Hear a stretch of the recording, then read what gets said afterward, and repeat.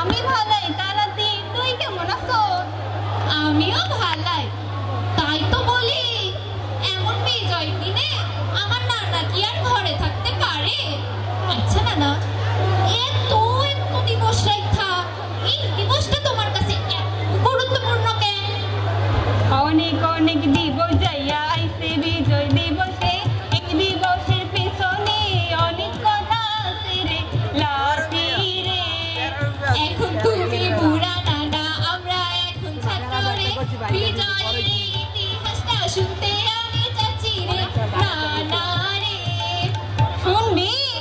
শুনতাইলে 25শে March কালো রাতে আইছে পাক বাহিনী রে, নিরীহ বাঙালি রে করছে তারা গুলি রে লাতি রে। আচ্ছা নানা, 25শে মার্চের পর 26শে মার্চ প্রথম প্রহরে তো দেশের স্বাধীনতা ঘোষণা করছে, তাইলে আবার এই 16ই ডিসেম্বরের কি দরকার ছিল? আরে লাতি, 26শে মার্চ কি আর দেশ পুরোপুরি স্বাধীন হয়েছে? শুধু তো স্বাধীন ঘোষণা করা হয়েছে, বিজয় তো আর হয় নাই। বিজয়ের জন্য দীর্ঘ 9 মাস যুদ্ধ করতে হয়েছে, অনেক রক্ত দিতে হয়েছে। সে সময় তর্কের তার বাপেরও জন্ম হয় নাই। সারা বাংলা ভাগ হয়েছিল 11টি সেক্টরে, সেই নীতিতেই হয়েছিল গেরিলা যুদ্ধ রে লাতি রে। তারপর সেই সময়ে ভেঙেছিল হাসিনা বিবির কপালে, শীতে সিঁদুর মুছেছিল কত হরিদাসী রে লাতি রে। আরে নানা, ও কি? আরে শুন শুন, আরো আছে।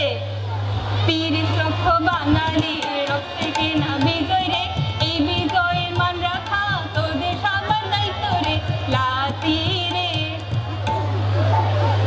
উইল্লা কোন নানা, আমি কিচ্ছু বুঝতাছি না। হইলা কমু নারা কইতাছি। পাকিস্তানি সেনারা 14 ডিসেম্বরে বাংলার যত জ্ঞানী গুণী ধরে তাদের মারে রে লাতি রে। তবে নানা, এরপর কি ঘটলো? এরপর 16 ডিসেম্বরে বিজয় দিবসের দিন যৌথ বাহিনীর প্রধানের কাছে পাক বাহিনীর প্রধান লিখিতভাবে আত্মসমর্পণ করছে। বুঝছি নানা, অনেক কষ্টের পরে আসলো এই বিজয় দিবস। আরে হরে লাতি, এই বিজয় দিবসের মর্যাদা ধরে রাখার দায়িত্ব কিন্তু তোদের মতো তরুণ তরুণদের উপরই। বিজয়